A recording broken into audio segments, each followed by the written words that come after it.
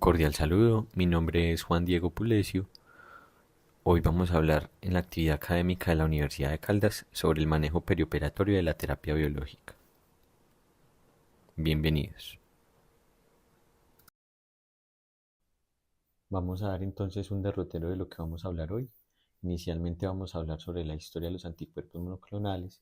Posteriormente hablaremos un poco sobre su estructura en la forma en la que se producen, cuáles son los más comunes, el mecanismo de funcionamiento específico de algunos de ellos, qué riesgos se han identificado en el entorno perioperatorio y finalmente qué debemos hacer con ellos y unas conclusiones.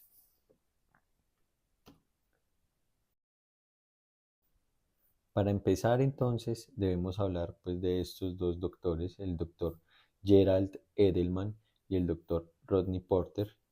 Eh, Edelman, un biólogo estadounidense radicado en Nueva York, y Rodney Porter, pues un inglés. Estos dos personajes fueron muy importantes porque describieron la estructura general de los anticuerpos monoclonales y permitieron que se pudiera investigar sobre ellos. Se ganaron el premio Nobel en 1972 y posteriormente, hacia 1986, pues se desarrolla entonces el primer anticuerpo monoclonal licenciado. Se llamaba Muromonab. Era un anticuerpo derivado del OKT3 y era utilizado pues para tratar los rechazos en los pacientes que eran trasplantados renales. Sin embargo, pues ya veremos que más adelante entró en desuso porque se asociaron con él varias reacciones anafilácticas posterior a la exposición repetida a este anticuerpo.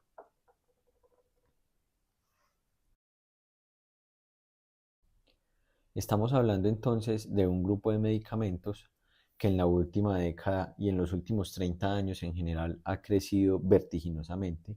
Hacia el 2014 se encontraban 30 anticuerpos monoclonales aprobados por la FDA, pero cuando analizamos su desarrollo en el tiempo, realmente hoy en día tenemos muchos más y se ha convertido en un objetivo para la industria farmacéutica, con unos costos anuales aproximadamente de 20 billones de dólares y uno de los principales motivos de desarrollo y de interés para la industria.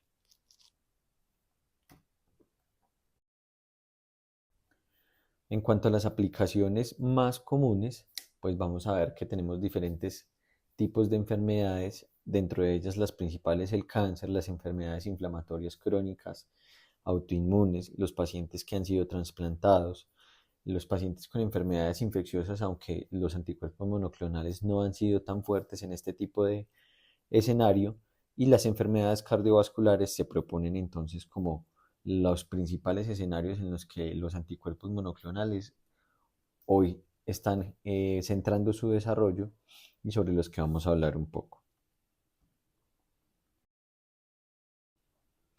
Cuando estamos hablando de la estructura de los anticuerpos monoclonales, debemos diferenciar una cadena liviana, que es la que vemos pues en color verde, y una cadena pesada. Estas cadenas van a tener ambas una región variable, que es la más distal, y que va a permitir el reconocimiento y los cambios conformacionales al reconocer epítopes o antígenos como tal. Esto se llama pues la porción variable. También tenemos la porción FC o la porción constante que se ha utilizado, aunque no es como tal anticuerpo monoclonal, para el desarrollo de algunas moléculas dirigidas específicamente a algunos targets u objetivos dentro del cuerpo humano y son terapias que se están utilizando hoy en día ya en nuestros pacientes.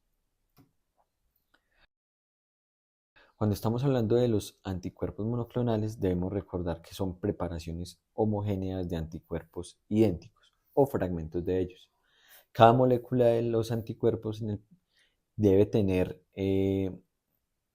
las mismas características y siempre se va a unir al mismo tipo de antígeno. Los anticuerpos policlonales, que son otro tipo de fármacos, pues pueden reconocer diferentes antígenos y también tenemos algunos en nuestra terapéutica.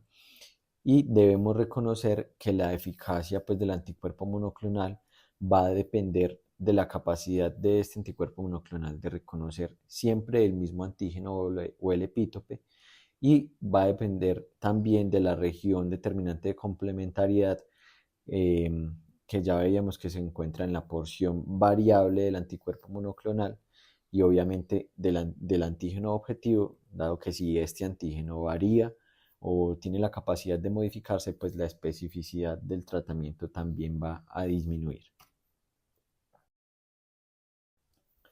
En cuanto a los métodos de producción, estos son los tres principales. En la inmunización animal, obtener un anticuerpo de un anticuerpo existente, o explorar una biblioteca de anticuerpos que se hace pues, en un laboratorio de biología molecular. Vamos a ver un poco más en detalle cada uno de estos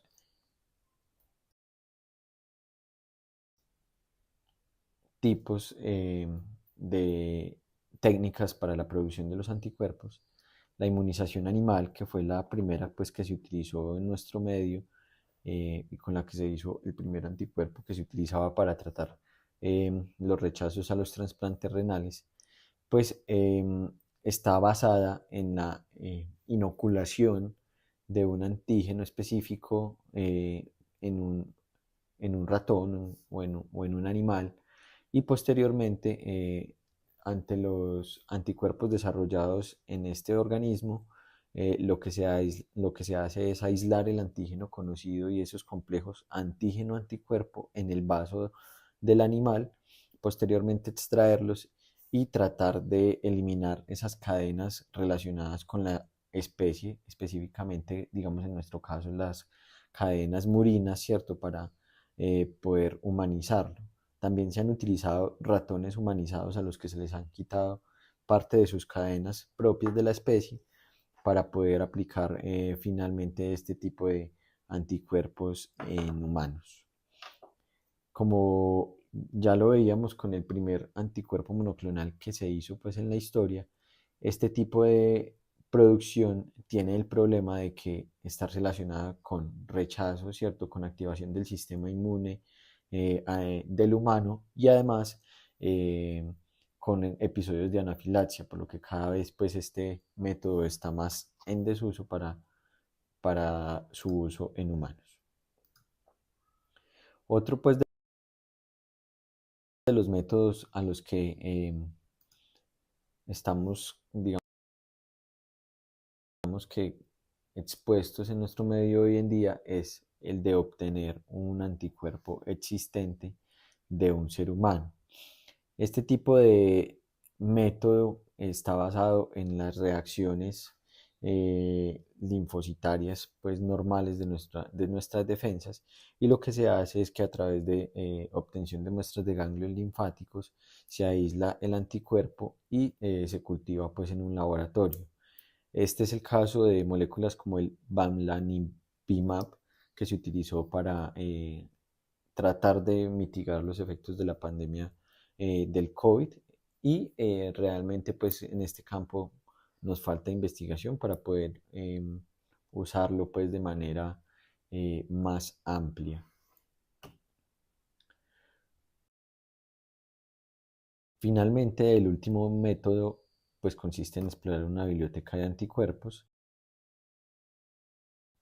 Lo que se hace es infectar generalmente un microorganismo, por ejemplo, una bacteria con un antígeno específico. em, Se aíslan esos complejos antígeno-anticuerpo y se seleccionan los anticuerpos a través de un bacteriófago, que generalmente es un virus, que permite pues aislar como tal ese anticuerpo que queremos frente al antígeno específico que se ha inoculado.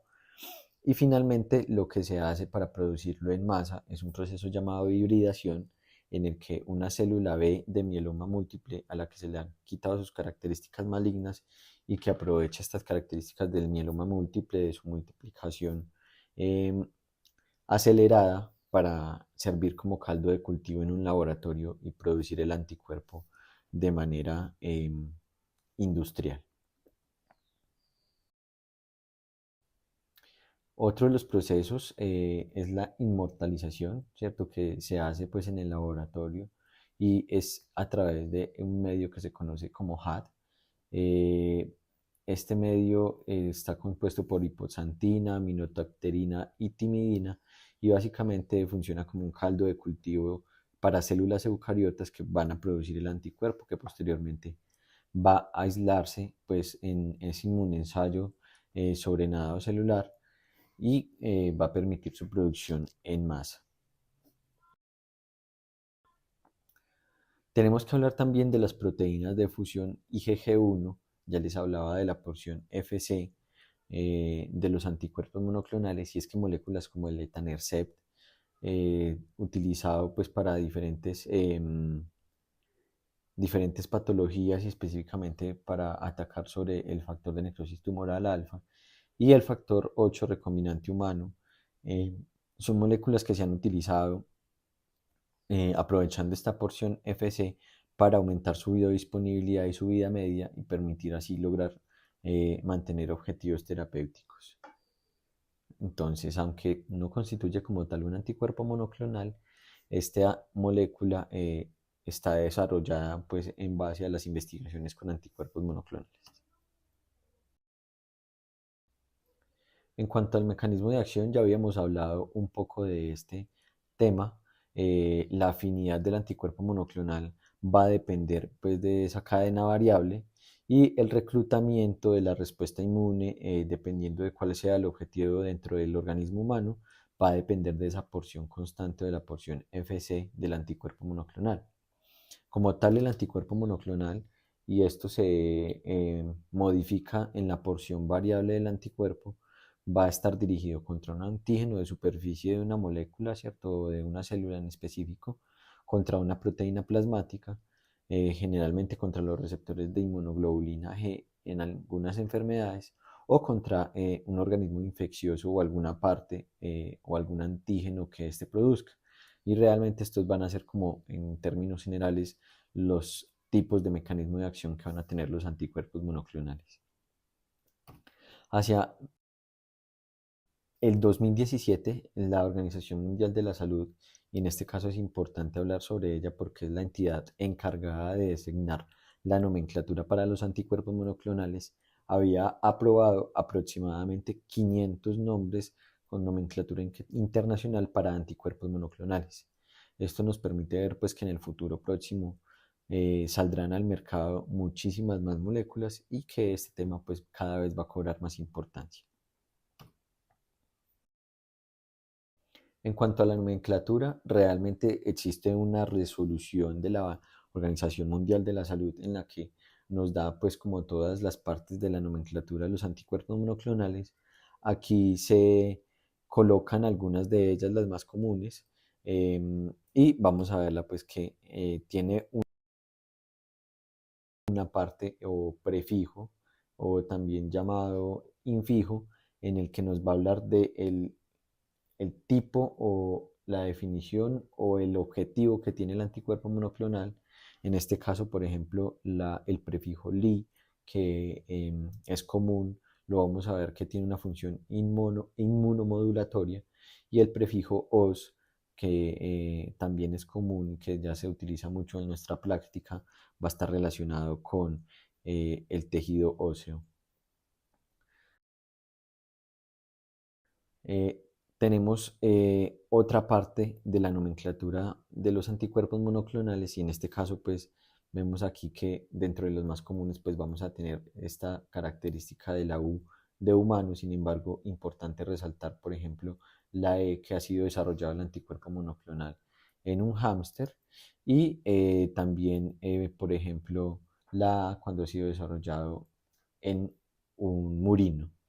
Tenemos también que a partir del 2022 la OMS saca una nueva resolución en la que cambia nuevamente la nomenclatura, y a partir de este año todos los anticuerpos monoclonales que se registren van a tener en cuenta también si se trata de una inmunoglobulina no modificada o si ha sido modificada con ingeniería molecular, y si es bioespecífica o bivariable y sobre qué región va a actuar específicamente pues esta molécula. Entonces vemos que la nomenclatura es cambiante y que en nuestro medio pues debemos de apoyarnos para poder discernir a partir de esto el mecanismo de acción.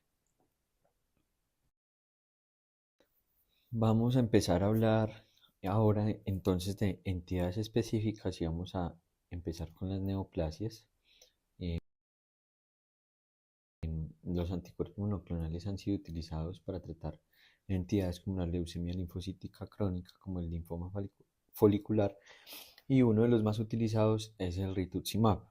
Con el rituximab, entonces vamos a ver que es una molécula que está dirigida frente al CD20 y se ha relacionado en la literatura con episodios de anafilaxia, además con liberación y degranulación de mastocitos, y es por eso que en la literatura se sugiere utilizar opioides que no generen tanta degranulación de mastocitos como el fentanilo, por sobre otros como la morfina o la hidromorfona.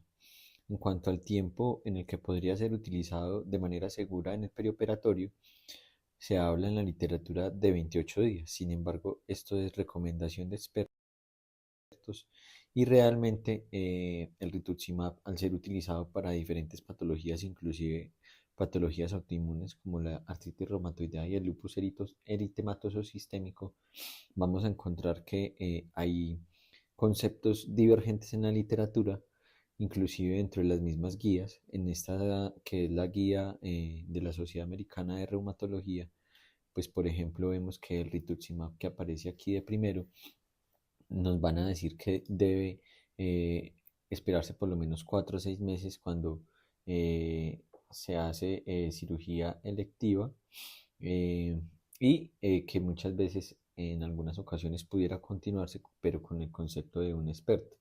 Mientras que en otras ocasiones lo que nos recomienda, como lo vemos aquí al final, es suspenderlo y esperar por lo menos 7 meses para poder realizar la cirugía.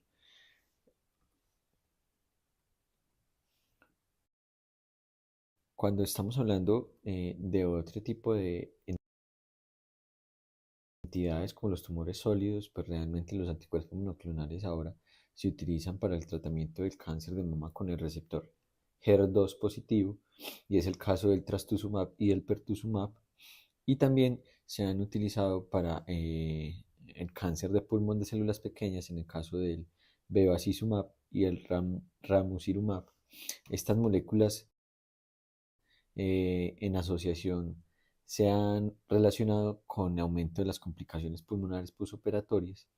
Inclusive se han identificado que los pacientes que están sometidos pues, a este tipo de terapia con biológicos, ya sea de manera neoadyuvante o coadyuvante, presentan síntomas respiratorios desde antes de la cirugía, y se sugiere hacer una búsqueda activa en el interrogatorio de este tipo de síntomas. Además, como punto de buena práctica sugieren utilizar rayos X de tórax antes de la cirugía para identificar posibles complicaciones a nivel pulmonar, y sugieren tener también algo de cuidado con la vigilancia posoperatoria de estos pacientes, dado que ante la aumento en la incidencia de complicaciones pulmonares, en algunos casos sería de valor realizar vigilancia en unidades de cuidado intermedio o de cuidado intensivo según el caso.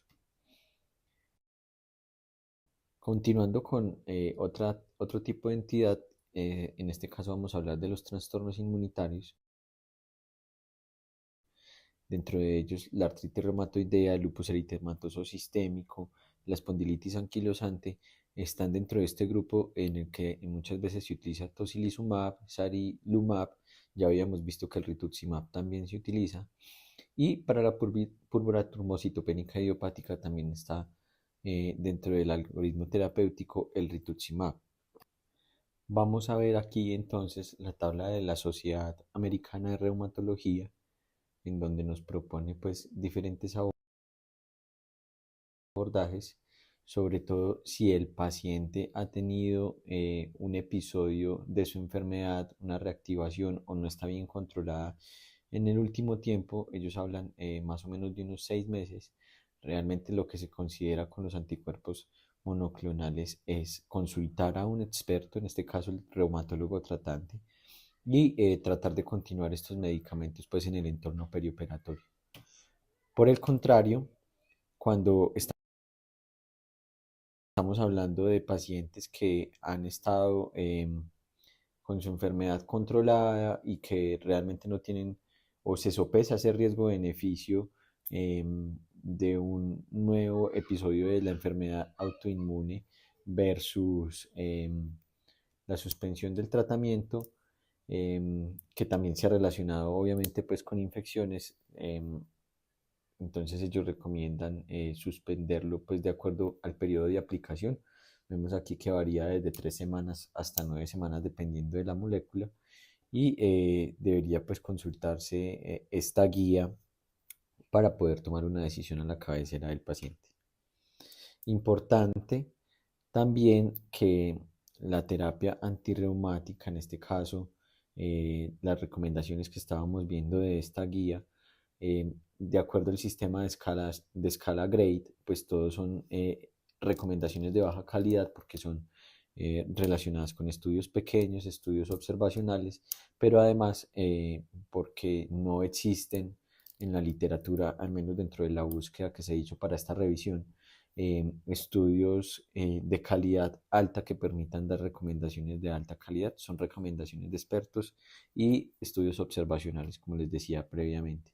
Este, por ejemplo, es uno de los estudios más importantes para las recomendaciones que da la guía y lo que vamos a ver es que se enfoca pues obviamente en la artroplastia de cadera y de rodilla y por eso en la guía se hace tanto énfasis en este tipo de procedimientos.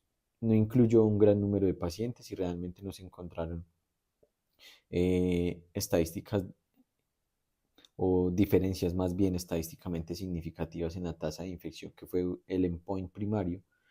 Sin embargo, pues de este estudio, como es uno de los más grandes que hay en este tipo de terapias, se utilizó para la elaboración de la guía.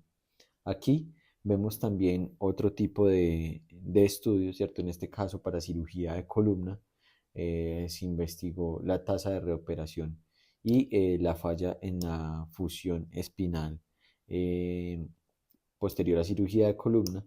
Y realmente dentro del año de seguimiento que tuvieron estos pacientes, que fueron pues pocos pacientes, vemos que son menos de 100, no se encontró una tasa una diferencia estadísticamente significativa en cuanto a la tasa de reoperación y como endpoint secundario tampoco se encontró eh, diferencia estadísticamente significativa en cuanto a la tasa de fusión anormal en estos pacientes llevados a cirugías de columna.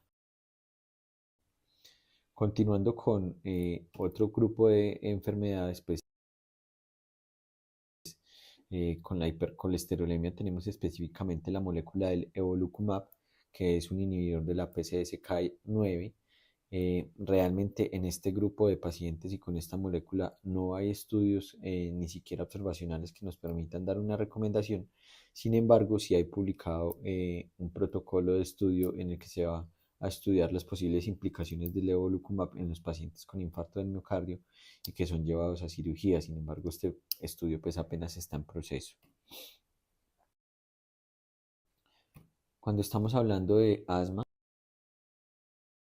en las terapias antiinmunoglobulina E con omalizumab pues no se han estudiado en el perioperatorio, al menos dentro de la búsqueda bibliográfica que se hizo, y uno podría hipotetizar pues que el paciente que está con omalizumab, el riesgo de desarrollar asma casi fatal o una crisis asmática que comprometa su vida en el entorno perioperatorio, justificaría la continuación de este medicamento. Sin embargo, en la literatura pues no hay una recomendación o algún artículo que podamos utilizar para dar una recomendación frente a este medicamento. Continuando con la osteoporosis, pues uno de los principales medicamentos utilizados para el tratamiento de la osteoporosis severa en este momento es el denosumab, que se comporta como un antirresortivo y que en este caso está dirigido hacia la osteoprotegerina se comporta como un análogo de ella y lo que hace es disminuir pues, la actividad y la expresión de los osteoclastos, logrando así su efecto antirresortivo. En la literatura se hipotetiza que por lo menos suspenderlo durante 28 días sería la recomendación.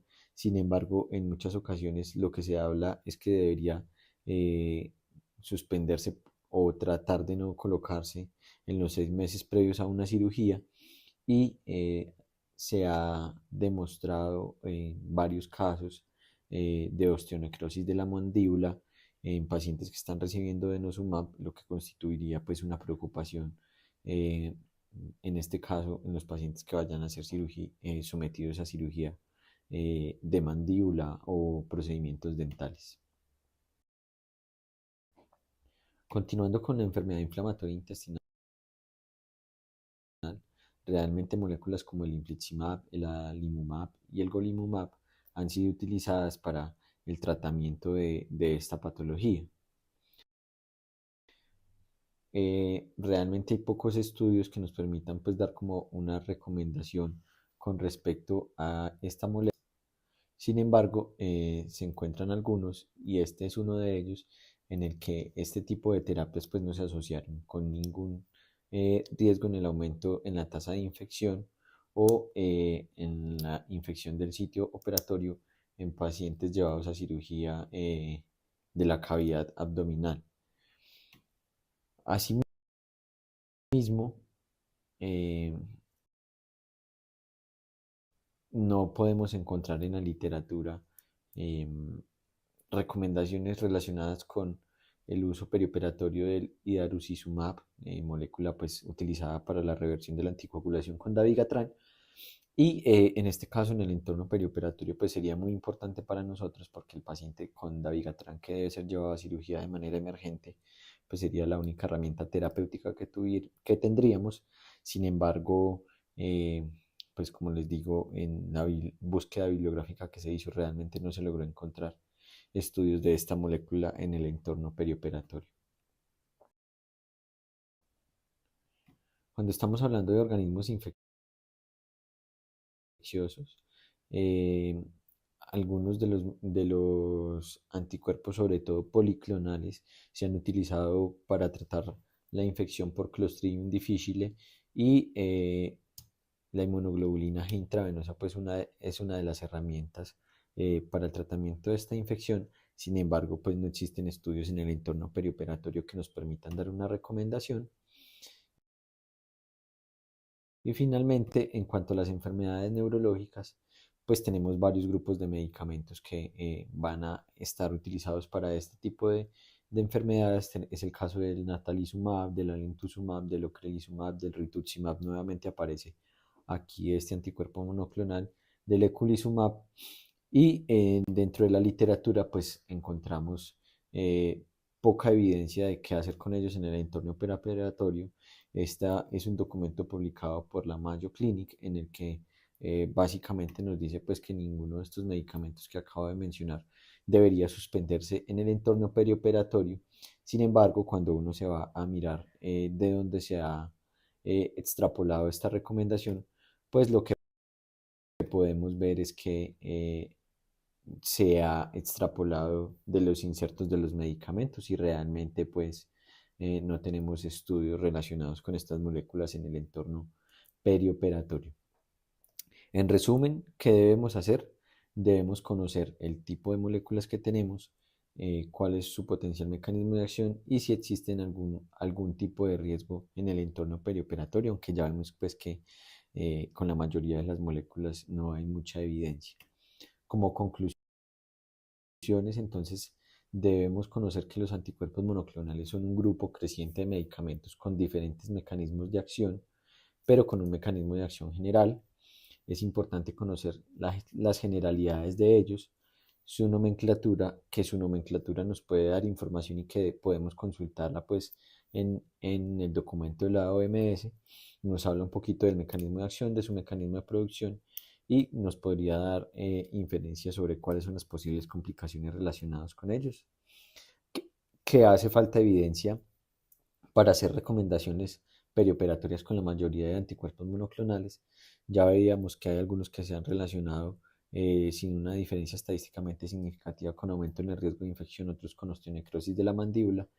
En general, la evidencia disponible es de baja calidad o inclusive inexistente y que es importante conocer las complicaciones que hasta el momento han sido reportadas con el uso de alguno de estos anticuerpos monoclonales em, para poder tomar decisiones que nos permitan mitigar el riesgo en el entorno perioperatorio. En fin, eso sería todo por la charla. Eso sería todo para la charla de hoy y esperamos contar nuevamente con su visualización en el canal del posgrado. Al lado derecho dejo el QR con el link hacia el canal de YouTube y la página de Facebook del posgrado. Hasta pronto.